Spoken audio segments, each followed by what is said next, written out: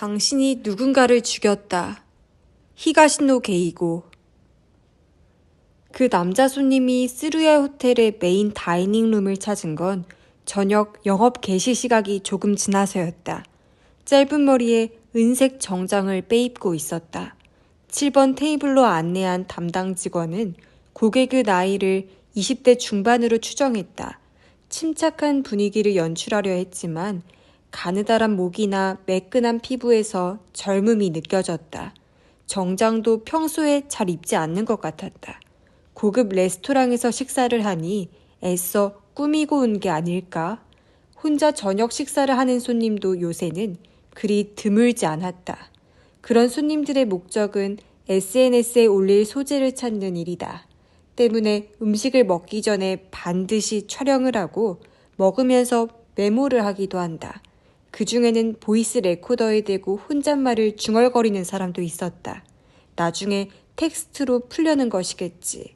젊은 남자 손님은 메뉴를 보고 스루야 스페셜 디너를 주문했다.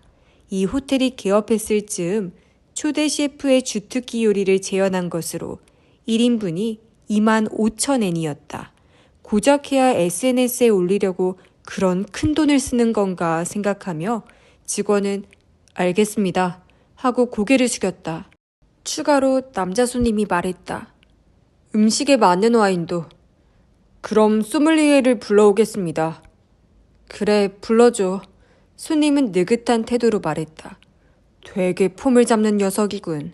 담당 직원은 그렇게 생각했다. 아마 5살은 어릴 텐데 싶어서 썩 마음에 들지 않았다. 소믈리에에게 말한 뒤 주방에 주문을 전달하는데 지배인이 우울한 낯으로 다가왔다. 큰일이야. 또 예약 취소야. 오늘 밤에만 3건이라고. 보아하니 또 취소될지도 모르겠어.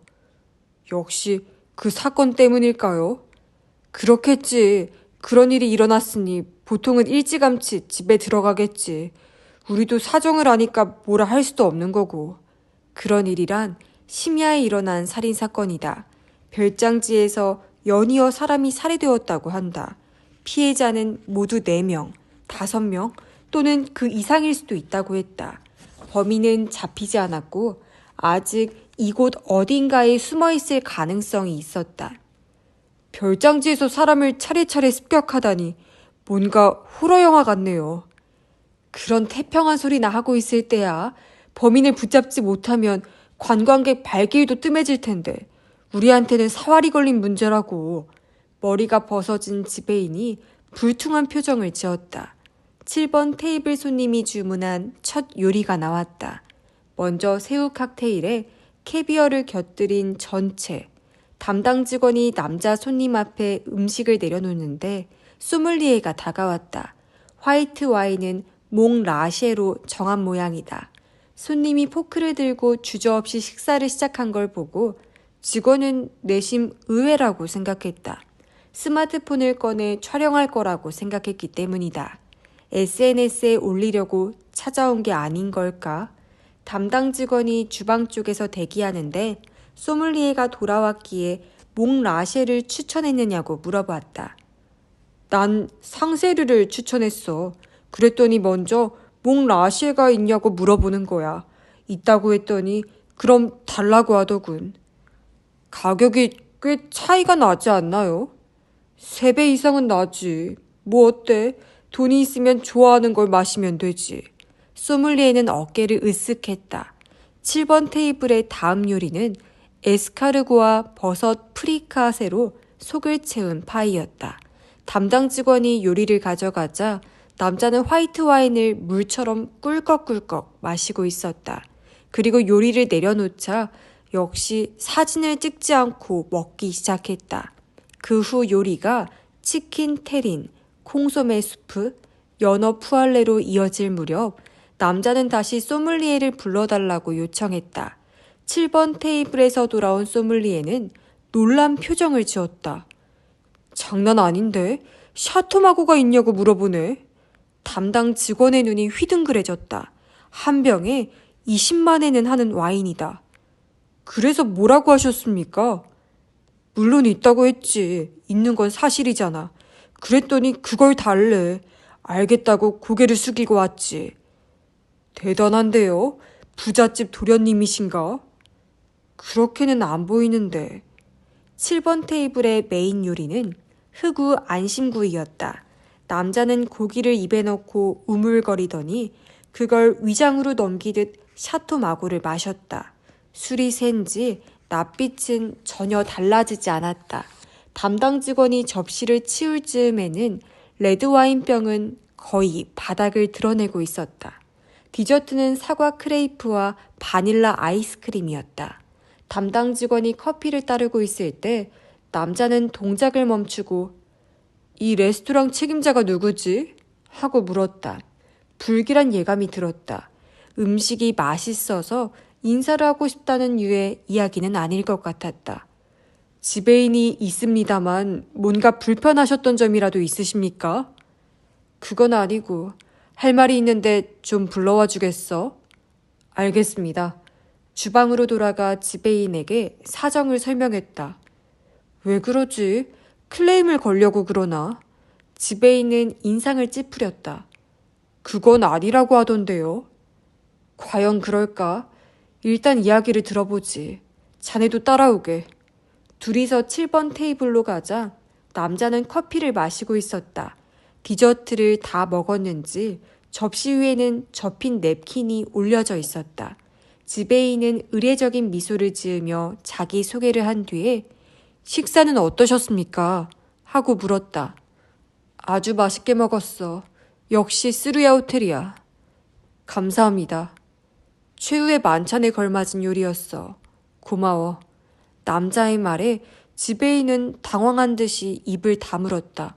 최후의 만찬이라는 게 무슨 말인지 이해하지 못한 것이리라. 그것은 담당 직원도 마찬가지였다. 남자가 건조한 목소리로 웃었다. 이렇게 말해도 당황스러울 뿐이겠지. 미안. 실은 부탁이 있는데 들어주겠어? 무슨 일이십니까? 저희가 도울 수 있는 일이라면 돕겠습니다. 쉬운 일이야. 지금 당장 경찰에 연락해서 여기로 출동하라고 전해줘. 지배인이 긴장하는 기색이 뒤에 있는 담당 직원에게도 전해졌다. 경찰요? 그래, 신고를 해줘. 오해는 마. 밥값은 치를 거니까. 최후의 만찬이 무전 취식이면 너무 비참하잖아. 그럼 왜 경찰을? 난 범죄자거든. 당신들도 별장지에서 일어난 사건 소식은 들었지. 그 사건의 범인이 나야.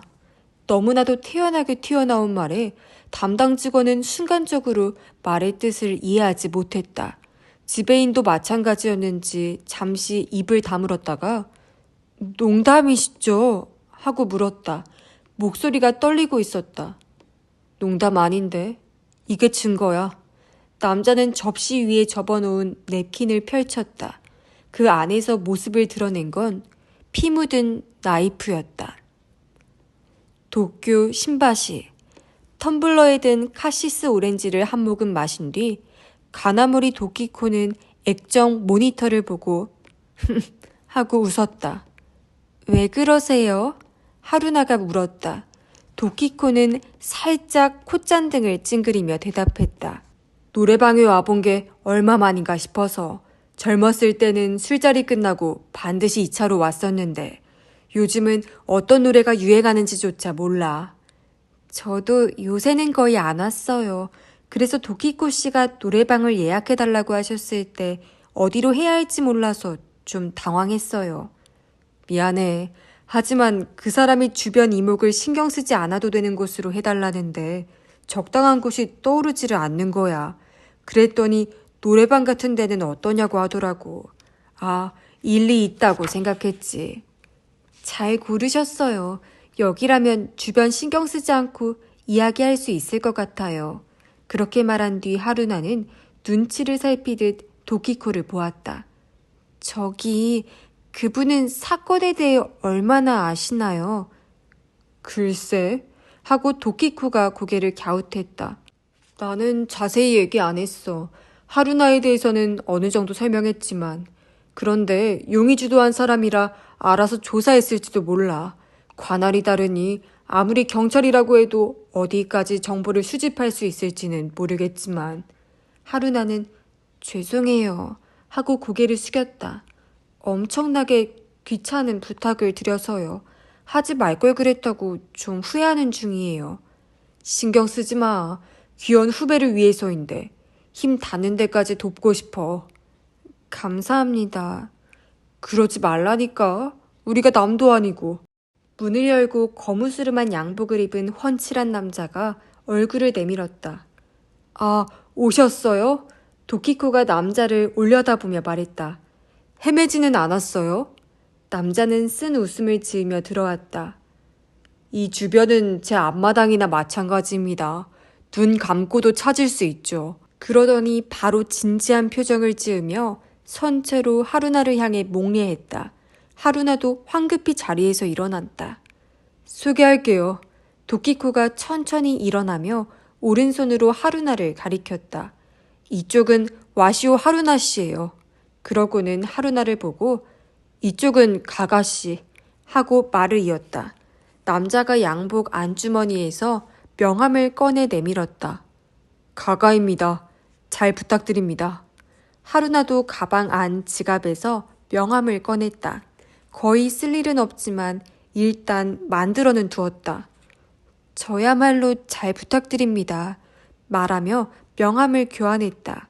남자의 명함에는 가가 교이치로라는 이름이 인쇄되어 있었다.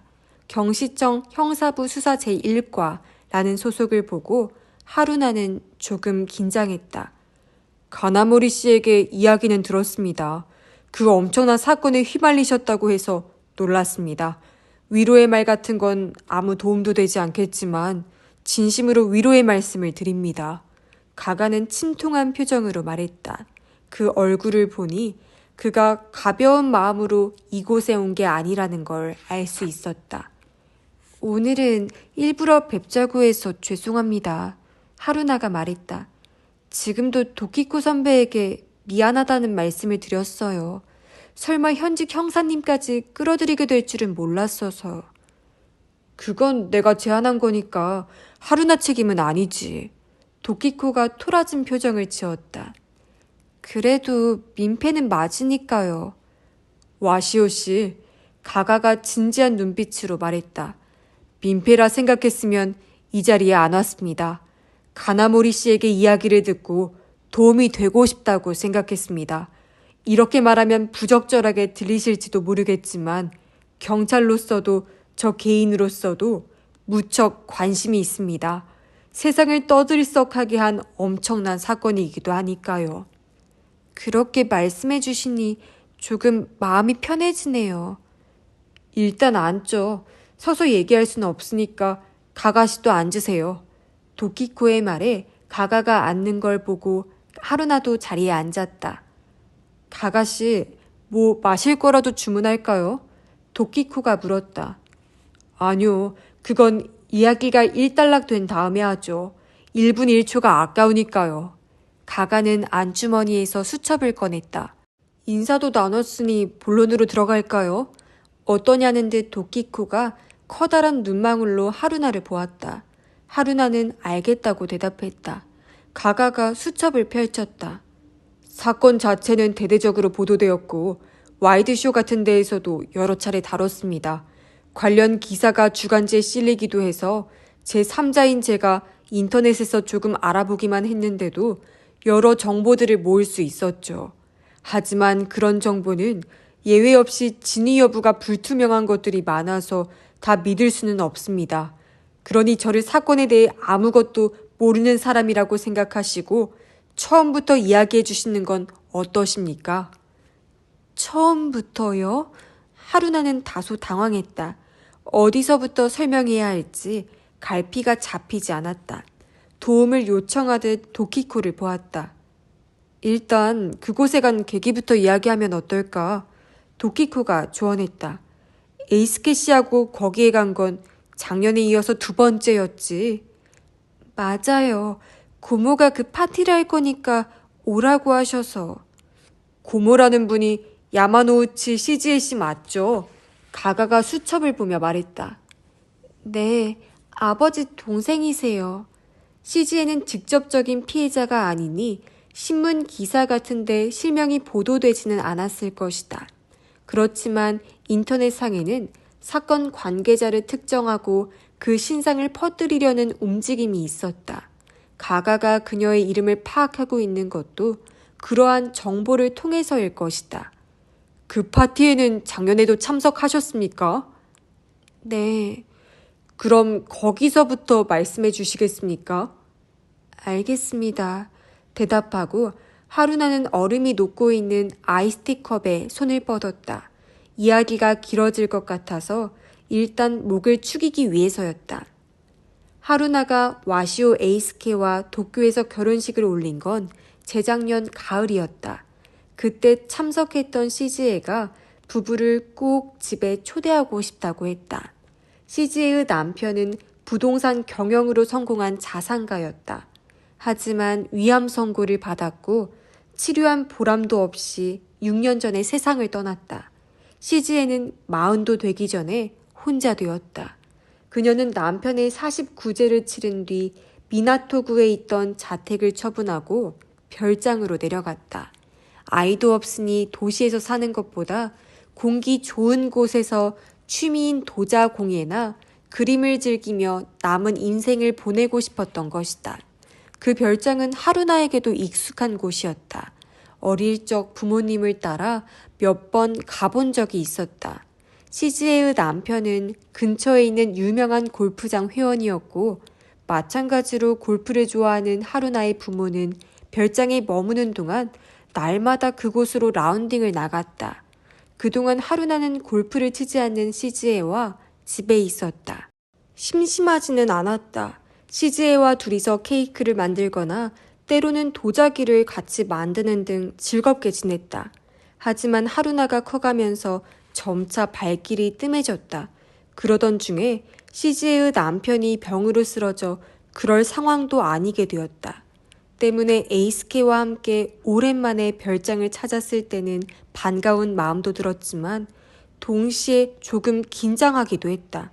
어린 시절의 추억을 너무 미화한 나머지 환상이 깨지면 어쩌나 불안했다.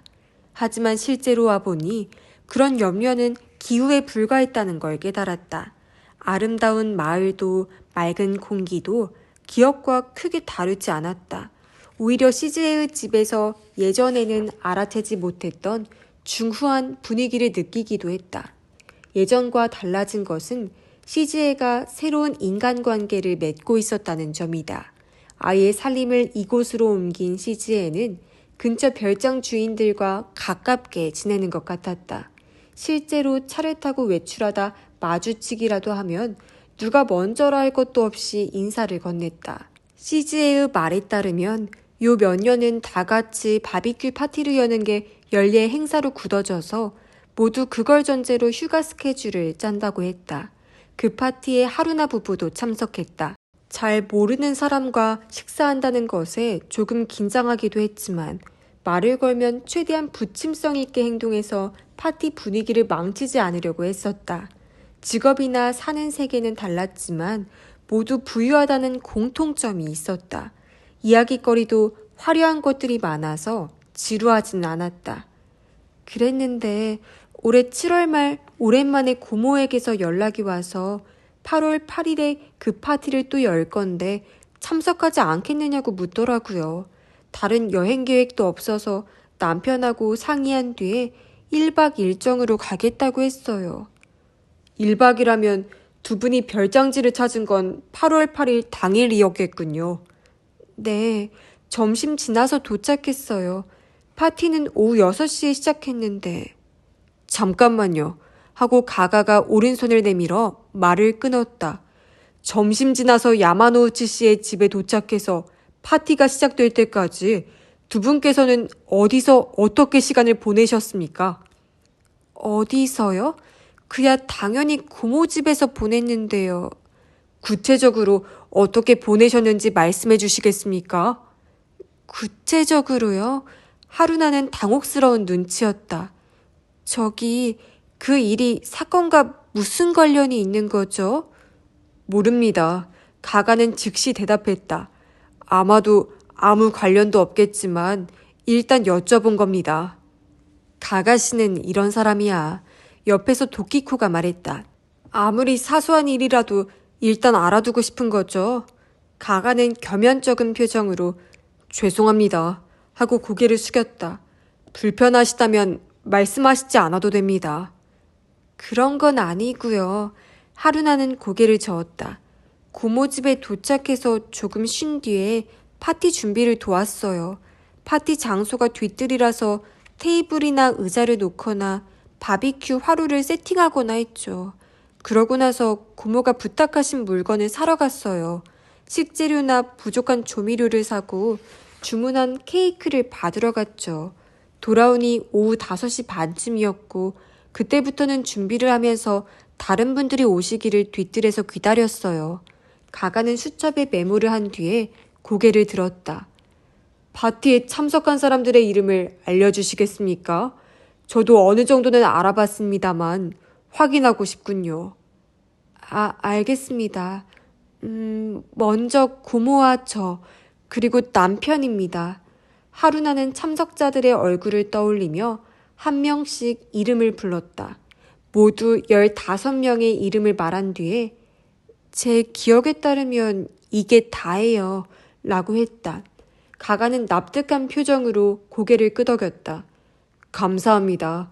방금 이야기를 정리하면 이런데 틀린 건 없을까요? 그러고는 하루나에게 수첩을 내밀었다. 야마노우치 가족, 야마노우치 시지에, 와시오 하루나, 와시오 에이스케, 구리하라 가족, 구리하라 마사노리, 구리하라 유미코, 구리하라 도모카, 사쿠라기 가족, 사쿠라기 요이치, 사쿠라기 지즈루, 사쿠라기 리에, 마토바 마사야, 다카스카 가족, 다카스카 슌사쿠, 다카스카 게이코, 고사카 히토시, 고사카 나나미, 고사카 가이토. 가지런한 글자로 적힌 명단을 보고 하루나는 고개를 끄덕였다. 틀림없습니다. 고사카 가족의 풀네임도 조사하셨군요. 하루나는 성만 알았지 이름까지는 몰랐다. 별거 아닙니다. 아까도 말씀드렸지만 조금 검색을 해봤을 뿐입니다. 거꾸로 말하면 그만큼 개인정보가 유출되어 있다는 뜻이죠. 그럴지도 모른다. 참 무서운 세상이라고 하루나는 새삼스레 생각했다. 파티는 어떤 식으로 진행됐습니까? 가가의 물음에 하루나는 다시금 당혹감을 느꼈다. 이 가가라는 형사는 이런 식으로 막연한 질문을 던지는 걸 좋아하는 모양이다. 평범한 바비큐 파티였어요. 다 같이 음식을 먹고 술 마시며 이야기를 나눴죠. 그게 다입니까? 그게 다라니요? 예를 들면 노래방 기계로 노래를 크게 부르거나 하지는 않았습니까? 혹은 악기를 연주했다거나. 그런 사람은 없었어요. 이벤트를 준비하지는 않았습니까? 불꽃놀이 같은 거 말입니다. 아니요. 하루나는 부정했다. 서프라이즈 이벤트로 생일 축하를 하긴 했어요. 다카스카 사모님이 8월 생신이시라 고모가 케이크를 준비했거든요. 아까 이야기에 나왔던 찾으러 가셨다는 케이크 말이군요. 네, 파티가 끝날 쯤에 케이크를 내놓았어요. 축하를 받는 입장에서는 기분 좋은 이벤트였겠군요. 네, 무척 기뻐하셨어요. 파티 중에 뭔가 이상한 일은 없었습니까? 약간의 사고라고나 할까, 해프닝, 아무튼 예상하지 못했던 일 말입니다. 글쎄요, 없었던 것 같은데. 파티는 몇 시까지 열렸습니까? 끝난 건 오후 10시쯤이에요. 하지만 다 같이 뒷정리를 도와주셔서 별장으로 돌아가신 건 아마 11시가 다 되어서였을 거예요. 그렇군요. 하고 가가는 볼펜으로 적은 뒤 진지한 눈빛으로 하루나를 보았다. 그럼 파티가 끝난 뒤의 일을 말씀해 주시겠습니까? 완벽하게 정리해서 말씀하실 필요는 없습니다. 시간 순서는 신경 쓰지 않으셔도 되고요. 기억나는 한 사소한 일까지 말씀해 주시면 감사하겠습니다. 파티가 끝난 뒤의 일을 떠올리는 건 괴로울 거라 생각해 배려하는 마음 씀씀이가 느껴졌다. 하루나는 괜찮아요 하고 대답했다. 벌써 몇 번이나 경찰에게 이야기했는걸요. 완벽하게 정리되었다는 보장은 없지만 도중에 혼란스러워할 일은 없을 거예요. 그렇게 말하고 나서 다시 아이스티를 마셨다. 파티 뒷정리를 마치고 손님들을 배웅한 뒤 하루나도 에이스케와 함께 방으로 돌아왔다. 세수를 하고 화장을 지운 채 침대에 누웠다. 하지만 아직 졸리지는 않았다. 잠깐 쉴 생각이었다. 그런데 잠깐 졸았던 모양이다. 정신을 차려보니 멀리서 사이렌 소리가 울려 퍼지고 있었다. 그 소리에 잠에서 깬 모양이었다. 옆을 보니 에이스케는 창가에 서서 바깥을 내려다보고 있었다. 무슨 일이야? 하고 물었다. 깼어? 에이스케는 미소를 지었다. 피곤해 보여서 안 깨우려고 했는데 이렇게 시끄러우니 깰 법도 하지. 무슨 일 있는 거야? 모르겠어. 에이스케는 고개를 저었다. 사이렌 소리로 봐서는 경찰차뿐만 아니라 구급차도 출동한 것 같은데. 어느 집이지? 여기서 가까운 것 같은데. 신경 쓰이니까 좀 보고 올게. 에이스케는 밖으로 나갔다. 하루나는 침대에서 일어나 창 밖을 보았다. 어두컴컴해서 무슨 일이 일어나는지 전혀 알 수가 없었다. 방에서 나와 계단을 내려갔다. 시즈에가 에이스케에게 손전등을 건네고 있었다. 그냥 집에 있는 게 낫지 않을까? 하루나가 말했다. 무슨 일인지도 모르고 위험하잖아. 모르니까 살펴보러 가야지. 에이스케는 웃으며 대답했다. 경찰차를 보면 무슨 일인지 물어보고 곧바로 돌아올게. 정말 괜찮겠어? 괜찮아. 그래도 혹시 모르니 문 꼭 잠그고 계세요. 뒷말은 시즈에에게 하는 것이었다. 그래요. 하고 시즈에는 고개를 끄덕였다. 현관에서 에이스케를 보낸 뒤에 하루나는 식탁에 앉았다. 시즈에가 끓여준 허브티를 마시며 에이스케가 돌아오기를 기다렸다. 어디까지 간 걸까? 글쎄, 나한테는 이 주변을 한 바퀴 둘러본다고 했는데 어느샌가 사이렌은 멎어 있었다. 소동이 일단락 된 걸까? 하루나는 벽시계를 보았다. 에이스케가 나간 지 15분쯤 지났다. 늦네. 시즈에가 말했다. 아무 일도 없어야 할 텐데. 하루나는 스마트폰으로 에이스케에게 전화를 걸었다. 하지만 통 연결이 되지 않았다. 신호음이 울리는 걸 보면 전원이 꺼진 것도 전파가 닿지 않은 곳에 있는 것도 아닌 것 같았다. 순식간에 불안감이 밀려왔다. 혹시나 해서 메시지를 보냈지만 아무리 기다려도 읽음 표시가 뜨지 않았다. 불안한 마음에 하루나는 자리에서 일어났다. 나가서 찾아볼게요. 잠깐만, 내가 갈게. 시즈에가 말했다. 하루나, 넌 집에 있어. 어두운데 길을 잃기라도 하면 큰일이야. 조바심이 났지만 시즈에의 말이 옳았다. 고모는 어디로 가시려고요? 일단 구리아라시 별장 쪽으로 가볼게. 뭔가 알고 있을지도 모르니까. 얇은 카디건을 걸치고 시즈에는 손전등을 들고 나왔다. 이곳에서는 한 집에 손전등을 여러 개 구비해 놔야겠네. 하루나는 멍하니 그런 생각을 했다. 홀로 남겨지자 더욱더 불안한 마음이 들었다. 스마트폰으로 여러 번 에이스케에게 전화를 했지만 여전히 연결되지 않았다. 지금 어디에 있는 거지? 왜 전화를 안 받는 거지? 스트레스 때문인지 잠깐 눕고 싶었다. 계단을 올라가 방으로 돌아왔다. 침대에 눕기 전에 커튼을 치려고 창가로 갔다. 그때 시야 한 구석에 뭔가가 걸렸다. 희미한 빛이었다. 뭐지? 하고 뚫어져라 쳐다보는데 순간 심장이 철렁했다. 뒤뜰에 누가 쓰러져 있었다. 방에서 뛰쳐나와 계단을 달려내려가 뒷문으로 갔다. 문을 열고 뒤뜰로 나갔다. 쓰러져 있는 건 에이스케였다. 꿈쩍도 하지 않은 채 손전등을 쥐고 있었다. 더욱이 몸에는 칼이 꽂혀 있었고 셔츠가 피로 물들어 있었다. 머릿속이 새하얘졌다. 하루나는 남편의 이름을 외쳤다. 그 뒤의 일은 사실 잘 기억이 나지 않아요. 제정신이 아니라 어쩔 줄을 몰라서 그냥 소리만 질렀던 것 같은데 어느샌가 고모가 옆에 있었고 뒤뜰에서 바깥으로 뛰쳐나가더니 큰 소리로 도움을 요청했어요. 그러자 어디선가 경찰 여러 명이 달려와서 남편을 보자마자 여기도 피해자가 있다고 웅성거리는 거예요. 여기도 피해자가 있다. 한마디로 그들은 이미 어딘가에서 다른 피해자를 확인한 거군요. 맞아요. 하루나가 대답했다. 바로 이웃별장에서도 사건이 일어나서 경찰서와 소방서에 신고가 들어왔다고 했어요. 제가 들었던 사이렌은 신고를 받고 출동한 경찰차와 구급차 소리였고요. 하지만 그때는 그런 걸 생각할 겨를이 없었죠. 하루나는 한숨을 내쉬었다.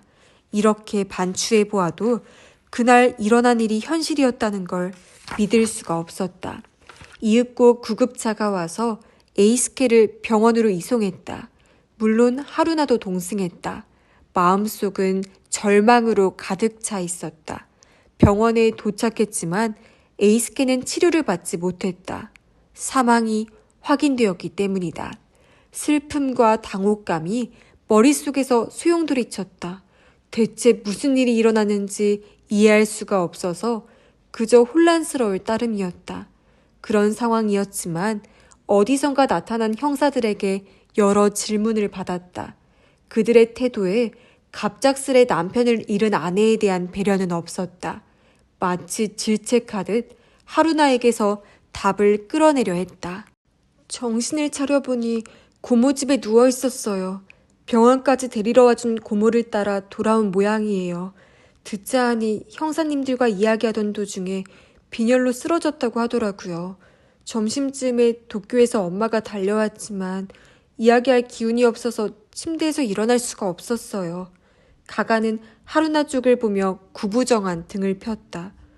힘든 시간을 보내셨군요. 말씀해 주셔서 감사합니다. 남편분 일은 정말 너무나 안타깝습니다. 삼가 고인의 명복을 빕니다. 하루나는 말없이 고개를 숙였다. 지난 2달 동안 위로의 말을 듣는 것에도 익숙해졌다. 남편분 말고도 피해자가 있다는 건 언제 어떻게 하셨습니까? 가가의 질문에 하루나는 바로 대답할 수 없었다. 머리를 좌우로 흔들었다. 사쿠라기 씨 남편분하고 마토바 씨가 찔렸다는 소식은 경찰에게 들은 것 같아요. 하지만 다른 사람들에 대해서는 언제 누구한테 들었는지 솔직히 정확히 기억이 나질 않아요. 너무나도 많은 이야기가 얽히고 설켜서 그냥 엄청난 흉악범죄가 발생했다는 사실만 알고 있었어요. 남편이 그 피해자 중 하나라는 것도. 가가는 고개를 끄덕인 뒤 수첩을 보았다. 하루나의 이야기를 들으며 꼼꼼하게 메모를 하고 있었다. 어느 부분이 마음에 걸렸고 무엇을 중요하다고 판단했는지 하루나는 알 수 없었다. 범인에 대해 질문해도 되겠습니까? 가가가 신중한 말투로 물었다. 네, 말씀하세요. 하루나는 눈을 내리깔았다. 제가 대답할 수 있는 건 없겠지만 일단 여쭤보려는 것뿐입니다. 그 남자 히카와 다이시를 알고 계셨습니까? 하루나는 땅이 꺼져라 한숨을 내쉬더니 천천히 고개를 저었다. 이름을 듣기만 해도 갑갑해졌다. 경찰이 몇 번이나 아느냐고 물어봤고 사진도 보여줬어요. 하지만 전혀 모르는 사람이에요. 이름을 들어본 적도 없으십니까? 아, 네. 히카와의 출신 학교나 아르바이트 하던 곳도 경찰에서 들으셨을 줄은 압니다만 집히는 데가 없으십니까? 네, 없습니다. 다른 사람들도 저하고 똑같았어요. 일면식도 없다고. 그런데 왜 다들 똑같은 질문을 몇 번이나 하는 거죠? 너무 집요해요. 저도 모르게 언성이 높아졌다. 하지만 이내 눈앞에 있는 이가 사건을 담당한 형사가 아니라는 사실을 떠올렸다. 황급히 미안하다고 사과했다. 아, 제 이야기를 들어주시는 건데 무례하게 굴어서.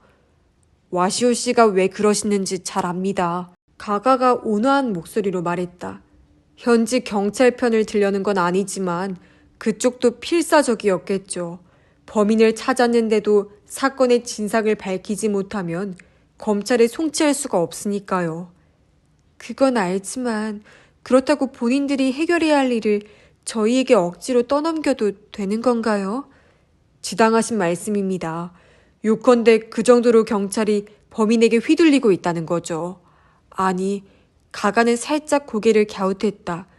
지금도 여전히 휘둘리고 있다고 해야 할지도 모르겠군요. 그 범인 히카와는 대체 무슨 생각인 걸까요?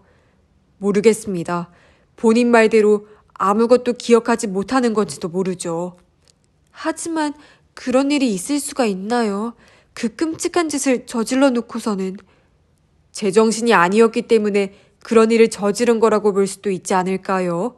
그런 의견을 제시하는 정신과 의사가 있더군요. 가가의 말에 하루나는 입을 다물었다. 아이스티 컵을 들었지만 이미 비어 있었다. 별장지에서 일어난 참혹한 사건의 범인은 뜻밖의 형태로 밝혀졌다. 전통 있는 스루야 호텔 레스토랑의 손님이 식사를 마친 뒤 지배인을 불러 자신이 살인사건의 범인이니 경찰에 신고하라고 한 것이다. 당혹스러워하는 지배인에게 남자는 디저트 접시에 놓아둔 냅킨을 펼쳐 보여주었다. 안에서 나온 건 피 묻은 칼이었다. 신고를 받고 달려온 경찰은 그 자리에서 남자를 총검 단속법 위반 현행범으로 체포해 연행했다. 남자의 이름은 히카와 다이시, 도쿄에 거주하는 28살의 청년으로 무직이었다. 히카와는 별장지에서 일어난 살인사건의 범인이 자신이라고 진술했다. 범행을 저지른 동기도 철어놓았다.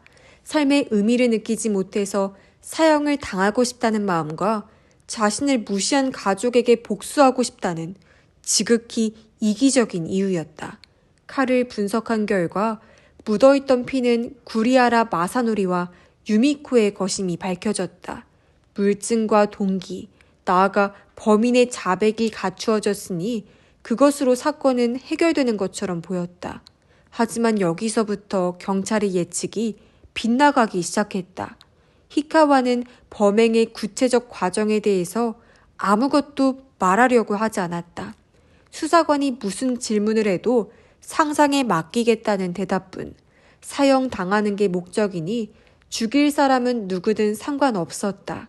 그냥 눈에 띈 사람을 찌르려고 했고 실제로 그랬을 뿐이지 어떤 타이밍에 누구를 찔렀는지 이제 와서 설명할 수 없다.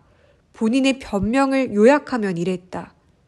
가가씨 하고 도키코가 운을 뗐다.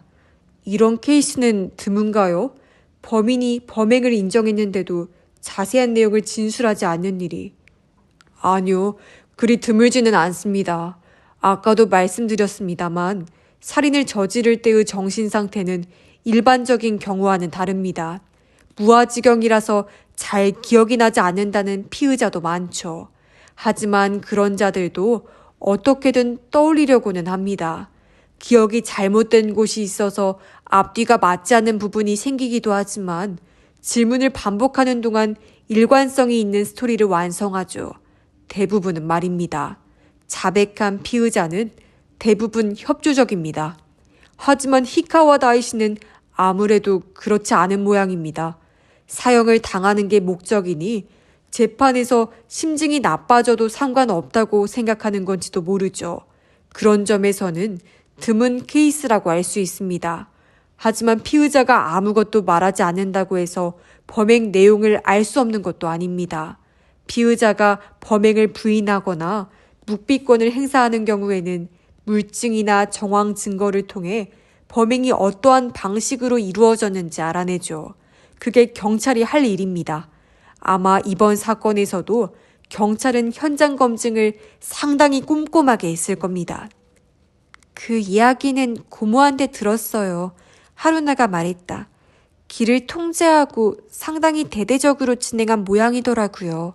고모 말로는 현지 주민으로서 불편한 일도 많았지만 진상을 밝힐 수 있을지도 모르니 참았다고요. 가가는 수첩을 펼쳤다.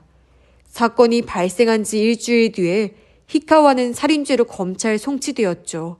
하지만 범행 전모를 완전히 밝혔는지 경찰은 확답을 피하고 있습니다. 결국 마지막까지 밝혀내지 못했던 것 같아요. 하루나가 말했다. 지금 히카와는 감정 유치되어 있다고 들었어요. 검찰 조사에서도 마찬가지로 아무 말도 하고 있지 않아서 일단 정신 감정을 해보기로 했다고요. 듣자 하니 검찰에서 시간을 벌려는 속셈인 것 같더라고요. 최종적으로 기소를 하게 되더라도 조금 더 사실관계를 확실하게 한 뒤에 하겠다는 생각인 것 같아요. 이상하네. 왜 그렇게 된 거지? 도키코가 고개를 갸웃했다. 대대적으로 현장 검증을 했잖아. 그런데도 아직도 범행의 전모를 밝혀내지 못했다니. 솔직히 답답해 죽겠어요. 하루나가 말했다. 유족으로서 범인이 누구인지보다는 어떻게 살해당했는지를 알고 싶으니까요. 그래서 유족들만 모여서 검증회를 실시하기로 한 거군요. 하루나는 가가를 보며 네 하고 대답했다. 일주일 전에 고모에게서 연락이 왔어요. CG의 말에 따르면 유족들끼리만 검증회를 하자고 제안한 건 다카스카 슌사쿠라고 한다. 일부러 집으로 찾아와 그날 일어난 일을 관계자들끼리 이야기하고 싶다고 말했다고 한다. 다카스카는 아는 변호사에게 부탁해 검찰의 동향을 조사한 뒤 사건의 전모를 밝혀내지 못했다는 사실을 알아냈다. 이대로 공판이 열리고 그곳에서도 히카와가 진술을 거부할 경우 설령 사형 판결이 내려지더라도 진상은 미궁에 빠지고 만다. 그런 사태만큼은 어떻게든 막고 싶다는 게 다카스카의 주장이었다. 하루나도 꼭 참석해달라고 하는데 어떡할래? 괴로운 기억을 떠올리고 싶지 않으면 무리하지 않아도 돼. 시즈에는 배려해 주었지만 하루나는 참석하겠다고 즉답했다. 그날 밤의 사건은 충격적이었고 경찰에게 여러 번 같은 이야기를 했기에 자신에게 무슨 일이 일어났는지 잊고 싶어도 잊을 수 없을 만큼 뇌리에 깊이 각인되어 있었다. 하지만 다른 사람에 대해서는 전혀 알지 못했다. 사정을 조사하는 형사들은 집요할이 많지 세세한 일까지 질문을 했지만 자신의 질문에 대해서는 수사상 비밀을 유지해야 한다는 이유로 일절 답해주지 않았다. 이내 CG에게서 연락이 왔다. 다른 유족들도 동의했다고 했다. 그때 CG에는 검증회라는 명칭을 언급했다. 다카스카의 아이디어라고 했다. 그로부터 몇 차례 연락을 주고받은 끝에 검증회의 일시가 정해졌다.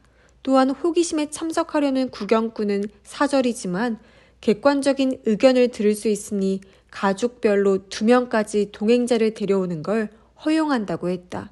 특히 전문적인 지식이 있는 사람이라면 환영한다고. 하루나는 주저없이 같은 병원에서 근무하는 선배 간호사 가나무리 도키코에게 연락했다. 냉정하고 침착한 성격이라 아무리 어려운 국면에서도 이성적인 판단을 내리는 도키코를 하루나는 진심으로 존경하고 있었다. 흔쾌히 승낙한 도키코는 제안을 하나 했다. 같이 가고 싶은 인물이 있다고 했다. 경시청 수사 일과에 재직 중인 현역 경찰로 뛰어난 희안을 가진 인물이라 상의해볼 가치가 있다는 것이다. 게다가 현재 장기 휴가 중이었다. 상부의 지시로 일정 근속 연수가 지난 사람은 한 달간 휴가를 내야 한다는 규정이 있대. 문자를 보니까 할 일이 없는 모양이니 부탁하면 가주지 않을까? 그 사람 이야기는 도키코에게 몇 번인가 들은 적이 있었다. 그녀가 담당했던 환자의 아들인데 그 인연으로 개인적인 이야기를 들어준 적도 있다고 했다. 다소 불평을 섞어가며 그런 이야기를 하는 것을 듣고 아마 도키코는 그 남자에게 호감이 있을 거라고 생각하기는 했지만 이번에 같이 가는 게 어떠냐는 이야기를 꺼낼 줄은 몰랐다. 그렇지만 거절할 이유도 없어서 그녀의 제안을 받아들인 것이다. 그 남자가 바로 가가였다. 하루나는 오늘 나눈 대화를 통해 도키코가 왜 그를 데려가자고 했는지 이해했다. 명석한 두뇌뿐 아니라 배려심까지 갖추고 있었다. 아마 사람의 내면을 들여다보는 능력도 뛰어날 것이다. 사정은 잘 알았습니다. 가가는 수첩을 덮었다. 그 검증회에 동행하고 싶습니다. 감사합니다. 정말 든든하네요. 다행이다. 가가씨가 나서면 걱정 없어. 부조리한 범행이 어떤 식으로 이루어졌는지 분명 밝혀질 거야. 그렇죠, 가가씨? 하지만 도키코의 질문에도 가가는 반응이 없었다. 팔짱을 끼더니 날카로운 눈빛을 모로 겨누었다. 범행의 자세한 내용을 밝히는 건 중요합니다. 하지만 단순히 히카와가 어떤 순서로 피해자들을 해쳤는지를 밝혀낸다고 이 사건의 전모가 드러나는 것은 아닐지도 모릅니다. 어쩐지 석연치 않은 말투였다. 그게 무슨 말씀이시죠? 하루나가 물었다. 오봉 휴가 기간이라 당시 별장지에는 사람이 많았습니다. 바비큐를 했던 사람들도 더 많았을 테고요. 그런데 왜 히카와 다이씨는 하필이면 하루나 씨 일행을 노린 걸까요? 이 질문에 하루나는 허를 찔린 기분이었다. 지금까지 생각해 본 적이 없었다. 그건 딱히 이유가 없었던 거 아니에요? 도키코가 말했다. 이렇게 말하면 하루나와 다른 분들이 너무 안 됐지만 불행하게도 우연이랄 수밖에요. 히카와는 죽일 상대는 누구라도 상관없었다고 했잖아요. 하루나도 같은 생각이었다. 그 밖에 어떤 이유가 있다는 건가? 누구든 상관없었다. 정말 그랬을까요? 가가는 손으로 턱을 만졌다. 설령 그렇다 하더라도 최종적으로 히카와가 하루나 씨 일행을 노린 데에는 뭔가 이유가 있었을 겁니다. 어쩌면 그건 가나모리 씨가 말한 것처럼 불행한 우연, 정말 사소한 계기였을지도 모릅니다만 그것이 모든 일의 출발점이라면 일단 그 점을 분명히 할 필요가 있지 않을까요? 저는 그렇게 생각합니다. 도쿄역 야이스 중앙 출구. 하루나는 키가 큰 가가를 금방 찾을 수 있었다. 지난번 양복 차림과 달리 마운틴 파카를 걸친 편한 복장이었다. 하루나가 달려가자 가가는 자세를 바로 하고 고개를 숙였다. 죄송합니다. 기다리셨죠? 하루나가 숨을 고르며 물었다. 아닙니다. 저도 방금 왔습니다. 하루나는 재킷 주머니에서 신칸센 티켓을 꺼냈다. 여기 받으세요. 감사합니다.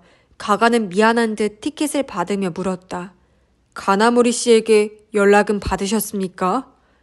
어젯밤에 전화가 왔어요. 아버님 상태가 좋지 않아서 갑자기 본가에 가봐야 한다고. 직전에 취소해서 미안하다고 몇 번이나 사과하셨어요. 저한테도 그렇게 말하더군요.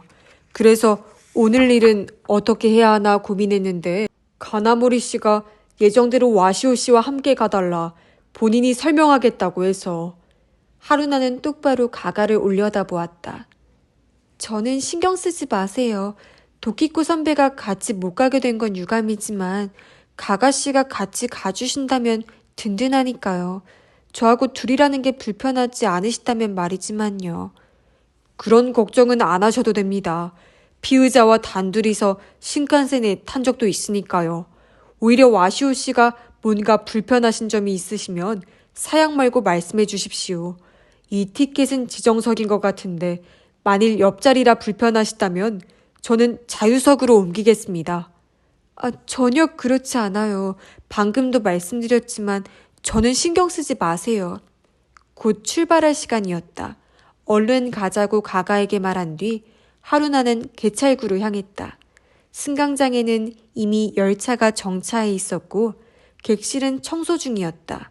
두 사람은 매점에서 마실 것을 사서 줄을 섰다. 토요일이라 승객이 많았다.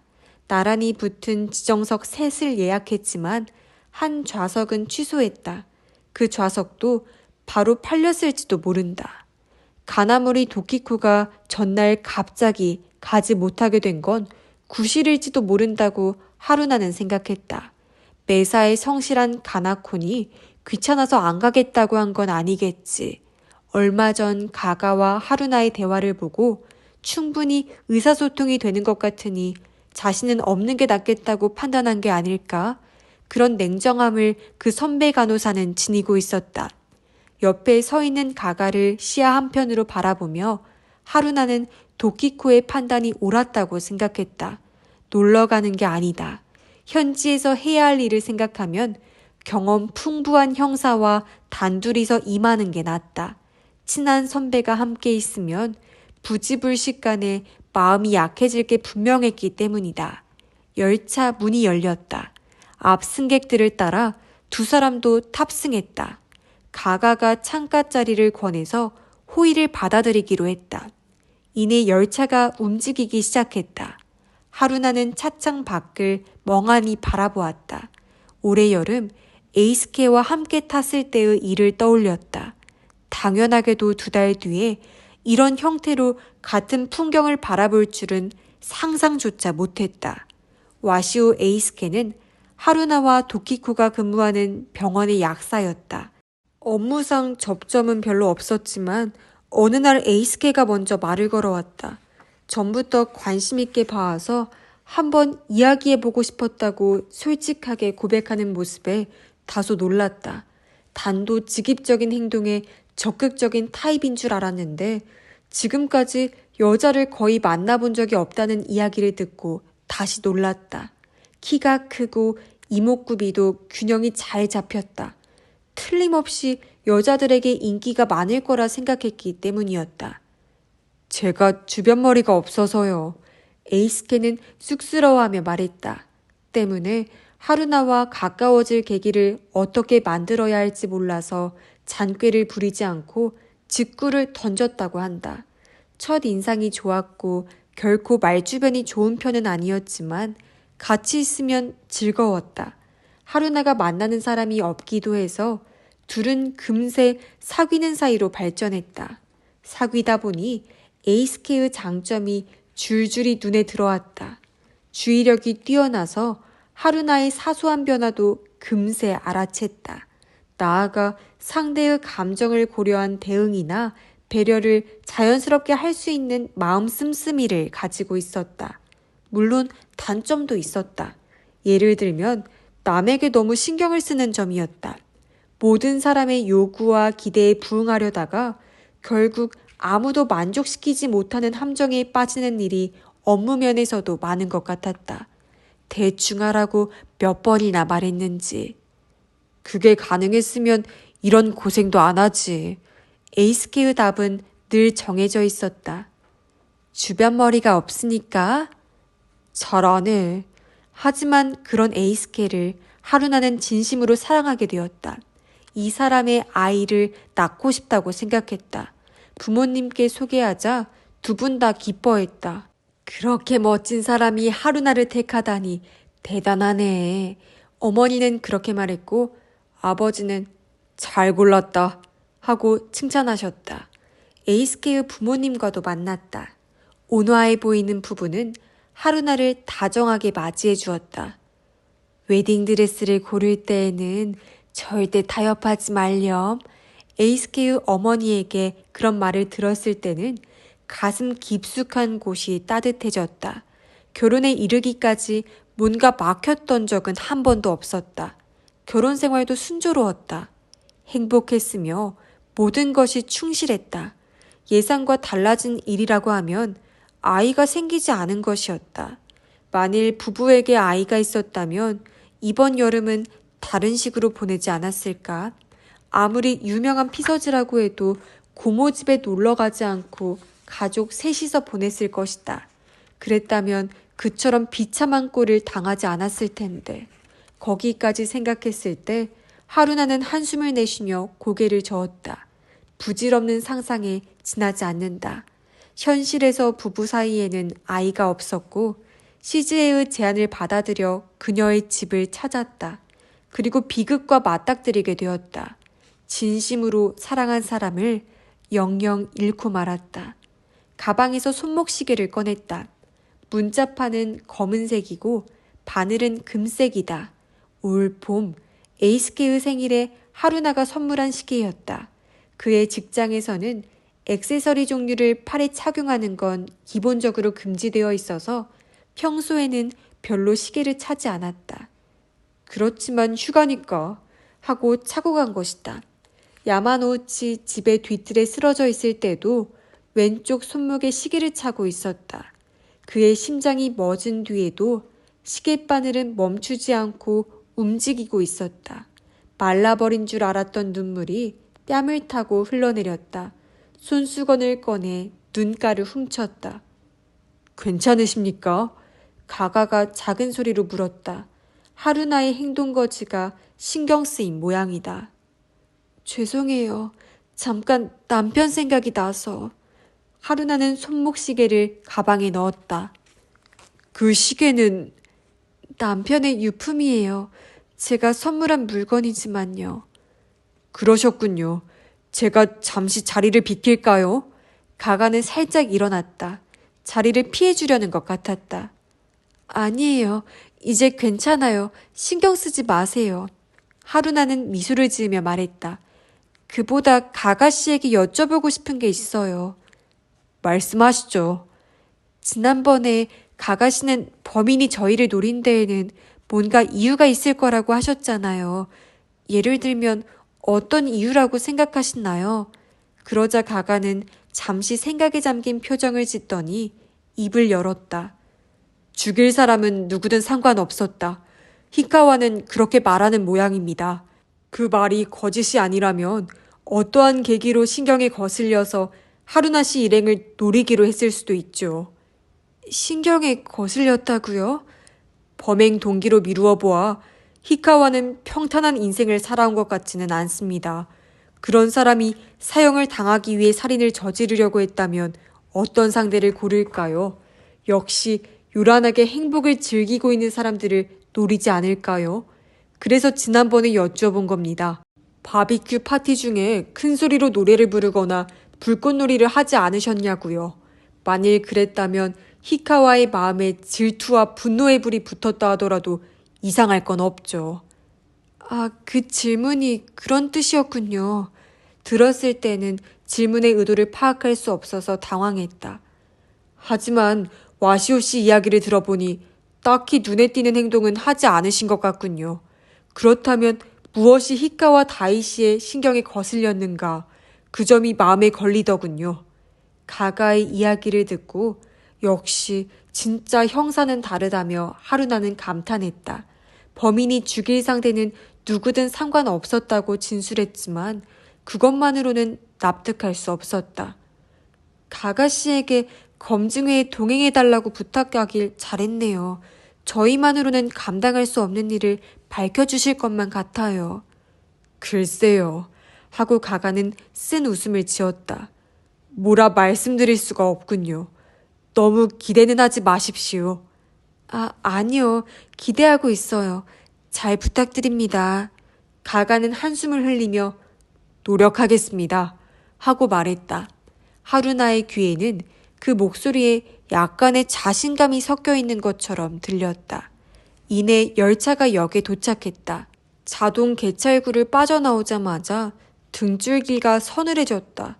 도쿄와 기온이 다르기 때문이기도 하겠지만 아마 그뿐만은 아닐 것이다. 역시 겁을 내고 있는 것이다. 그곳에 가까이 가고 싶지 않다고 그녀의 본능이 반응하고 있었다. 왜 그러십니까? 가가가 물었다. 아니요. 아무것도 아니에요. 하루나는 웃음 지으려 했지만 뺨이 뻣뻣하게 굳는 걸 느꼈다. 가가는 살짝 미간을 찌푸렸다. 긴장하실 법도 합니다. 지금 갑자기 마음이 바뀌어서 검증회에 참석하지 않겠다고 하시더라도 저는 괜찮습니다. 아니요. 이제 괜찮아요. 걱정을 끼쳐서 죄송해요. 이제 갈까요? 하루나는 걸음을 내디뎠다. 역 앞에서 택시를 잡았다. 가을 나들이철이라 그런지 거리는 온통 관광객들로 붐볐다. 커플이며 가족 단위의 관광객들이 즐거운 낯으로 오가며 지역 특산물이나 공예품을 판매하는 개성적인 가게들을 구경했다. 불과 2달 전에 그토록 끔찍한 사건이 일어났는데도 차 안에서 보기에 화려한 분위기는 조금도 빛바래지 않았다. 검증회는 스루야 호텔에서 열리기로 되어 있었다. 참석자들 대부분이 그곳을 숙소로 잡았기 때문이다. 아마 자기 별장에 묵는 것에 거부감이 들어서겠지. 하루나도 마찬가지였다. 도저히 그 뒤뜰이 내려다 보이는 방에서 편히 잠들 수 있을 것 같지 않았다. 그렇지만 스루야 호텔도 사건과 무관하지는 않았다. 히카와 다이시가 범행을 고백한 곳이기도 했기 때문이다. 인상이 좋은 곳은 아니었지만 하루나는 그렇기에 더욱더 제 눈으로 직접 보고 싶다고 생각했다. 아마 다른 유족들도 비슷한 심정이 아닐까? 이내 길 오른쪽으로 하얀 건물이 나타났다. 교회 같은 분위기에 고풍스럽고 우아한 디자인이 특징이다.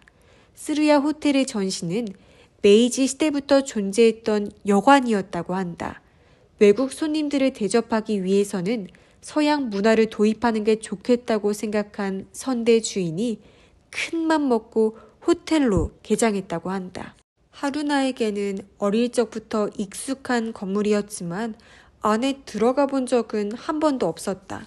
언젠가는 묵어보고 싶다고 생각했지만 이런 형태로 찾을 줄은 상상도 못했다. 목재를 아낌없이 쓴 로비에 들어선 하루나는 프런트로 직행했다. 짙은 남색 유니폼 차림의 프런트 직원에게 이름을 대고 체크인했다. 트윈룸 2개를 예약해 두었다. 이 호텔에 싱글룸은 없다. 직원이 내민 건 주물로 된 큼지막한 열쇠로 전통 있는 호텔 분위기가 물씬 풍겼다. 가가에게 건네자 멋지네요 하고 만족스러운 얼굴로 받았다. 하루나 하고 부르는 소리가 들렸다. 돌아보니 야마노우치 시즈에가 다가오고 있었다. 사전에 전화로 호텔 로비에서 만나기로 약속을 해두었다. 시즈에는 모스그린 빛깔의 원피스 위에 두툼한 하얀 카디건을 걸치고 있었다. 하루나는 꾸벅 고개를 숙였다. 여러모로 고마워요. 당황했는지 시즈에의 눈꼬리가 내려갔다. 무슨 소리니? 내가 뭘 했다고. 그보다 좀 어떠니? 건강은 괜찮고? 뭐 그럭저럭요. 밥은 챙겨 먹으니까 걱정하지 마세요. 그럼 다행인데. 시즈의 시선이 하루나의 등 뒤로 옮겨갔다. 소개할게요. 이쪽은 가가씨. 전화할 때 말씀드렸다시피 같은 병원 선배 친구분이세요. 그리고 주변을 둘러본 뒤에 목소리를 낮추고 경시청 형사님이세요. 라고 덧붙였다. 시즈에는 휘둥그레진 눈으로 고개를 끄덕이더니 야마노우치입니다. 조카를 잘 부탁드립니다. 하고 가가에게 인사를 건넸다. 가가입니다. 잘 부탁드립니다. 내민 명함을 보고 시즈에의 속눈썹이 파르르 떨렸다. 수사 제1과라는 단어에 반응한 것이리라. 드라마나 영화의 영향으로 살인사건을 담당하는 부서라는 사실을 대부분의 사람들이 알고 있었다. 하루나는 시계를 보았다. 오후 3시 반이 조금 지난 시각이었다. 오후 4시에 모이기로 한 거 맞죠? 시즈에에게 확인했다. 그래, 장소는 3층 회의실이야. 그럼 저희는 일단 방으로 올라가서 짐을 두고 올까요? 하루나는 그렇게 말하며 가가에게 동의를 구했지만 아니요, 저는 하고 가가는 살짝 고개를 저었다. 호텔 안을 조금 둘러보고 나서 바로 회의실로 가겠습니다. 짐도 별로 없거든요. 그의 말대로 짐은 작은 배낭 하나뿐이었다. 굳이 방에 두고 오지 않아도 될 것 같았다. 알겠습니다. 그럼 이따가 뵈어요. 시즈에와 가가를 두고 하루나는 혼자 엘리베이터를 탔다. 스루야 호텔은 6층 건물이었는데 하루나의 방은 5층이었다. 카펫이 깔린 복도를 지나 방문 앞에서 주물 열쇠를 열쇠 구멍에 넣고 돌렸다. 살짝 저항이 있었지만 달깍 소리를 내며 잠금 장치가 풀렸다. 문을 열고 안으로 들어갔다. 객실 바닥과 기둥도 우드 소재였다. 자그마한 책상 앞에는 거울이 달려 있었다. 하루나는 여행 가방을 내려놓고 거울 앞에 섰다. 화장을 확인하려다 불현듯 든 생각에 책상 서랍을 열었다. 예상했던 대로 편지 세트가 있었다. 호텔 이름이 들어간 봉투와 편지지가 들어있었다. 하루나는 핸드백에서 봉투를 꺼냈다. 같은 봉투였고 다른 점은 받는 사람이 적혀 있다는 것이었다. 이틀 전 받은 편지였다. 보낸 사람은 알 수 없었다. 봉투에서 편지를 꺼냈다. 이 역시 호텔의 편지지였다. 그리고 거기에는 짧은 한 줄이 인쇄되어 있었다. 당신이 누군가를 죽였다.